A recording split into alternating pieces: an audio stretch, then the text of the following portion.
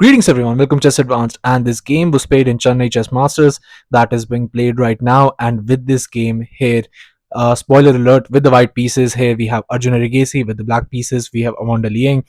With this game, if Arjun Erigaisi is able to win this, he's going to be the world number 4 rated player and get and regain his spot as India's number 1. So it's going to be one hell of a game, but that only happens if he wins this game. So without further ado, let's see what Arjun has in store for us, because here he goes for e4.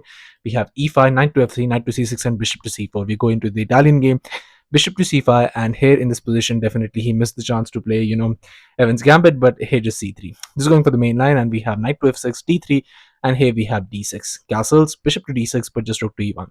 We have bishop to g knight to g4, very sneakily trying to just get that in.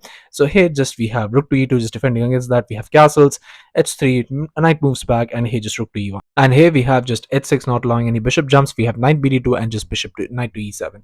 And here we have d4, just immediately striking in the center. We have knight to c6, a4, but just a5, and we have bishop to b5.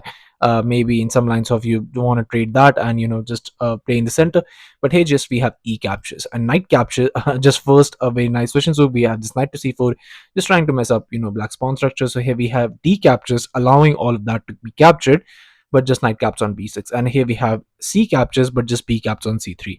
So Arjun in this position has given up a pawn to try and get some initiative, and let's see if he's able to get that or not, because he just rook to e8 by Awonder. We have queen to c2, but just bishop to d7. And here we have just bishop to f4, just developing that bishop. We have knight to e5, and here maybe just asking for more trades in the position. And here we have knight to d4, but just now knight to c6. And both players just waiting to see what other player has in store for them. We have just bishop back to f1, but just d5, just getting rid of that weak backwards isolated pawn. And we have e5, not letting Awonder Liang get away with that so easily. Knight to e4, but just this knight to b5, and now that knight is going to be absolutely very strong there. So here we have bishop to f5, just trying to go for very nasty ideas. And we have f3, just pushing the knight back, knight to g3, but here just going for queen to d2. And here we have knight captures on f1, just eliminating the bishop pair. We have king captures, but just this rook to e6. And here in this position, just rook a to d1 by Arjun, and we have queen to h4 by Awonder, just trying to go for just trying to grab that bishop. But here a very nice move by Arjun in this position, an absolute fearless move.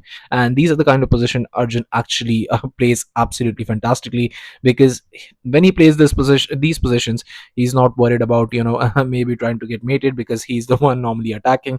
He goes for the spectacular g4 in this position, which is the best move in this position here. But queen caps on h3 with the check, king to f2. And here in this position you have to be very much careful to be able to draw this game for black has to find just one move in this position, which I'm here gonna pause the video. I'm here gonna ask you to pause the video and try and find out the only move which helps you try to get the initiative back that you just recently lost. So have at it. So congratulations to everyone who's able to find this move, and the move is this bishop caps on g4. You have to sacrifice the piece, because for that sacrificed piece now you will have roughly 4 pawns. So that's absolutely amazing. Here f captures, queen captures, but now just knight to c7, just poking both the rooks, and rook to f8. You cannot capture this, because once you capture, this is going to be opened and all hell will break loose, and you cannot do that. So here just knight caps on d5, just grabbing a pawn, and also queen can now move. That piece is now defended.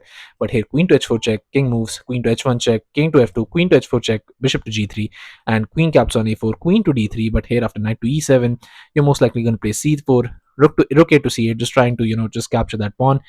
But just rook to e4, knight to g6, and here after rook to b1, you'll get this position where most likely this pawn is going to fall. But for that you're going to get this pawn, and here the position looks very, very dangerous, because your king is out in the open.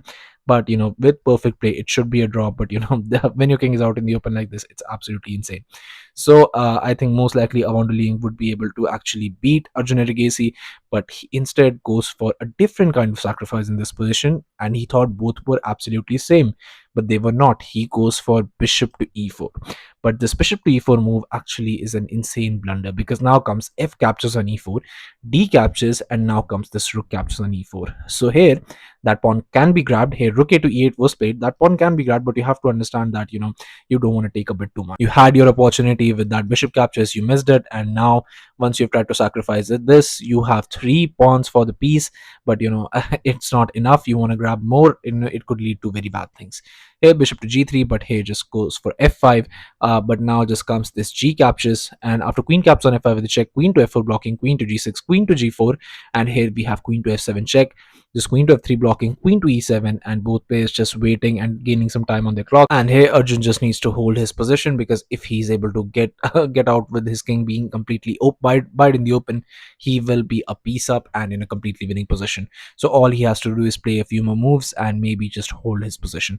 Here rook d to e1, but here just rook to f8 check, rook to f4 blocking, rook to e8, and just queen to d5 was played. But now just comes rook to d8 attacking the queen, queen to c4, just with a very nice pin here, so you cannot move the rook.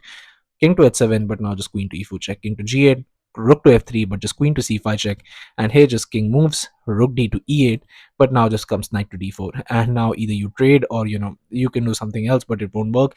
Here rook captures on e5, trying to get some initiative, but here after bishop captures, rook captures, queen to h4 was played, and now you can see that it's just getting worse and worse. You're a complete rook down, and I mean it doesn't get any worse than this. Queen to d5, but just knight caps on c6, rook to g5 check, and just king to f2 b captures, but just rook to e check was played in this position. And wherever once the king moves, most likely here, most likely here, and then just this is gonna come, and then you're gonna have to trade. So the two rooks against a single rook is absolutely winning. And with this, Arjun Erigaisi reaches to India's #1 player, India's highest rated player, and not only that, he's world number 4 rated player now.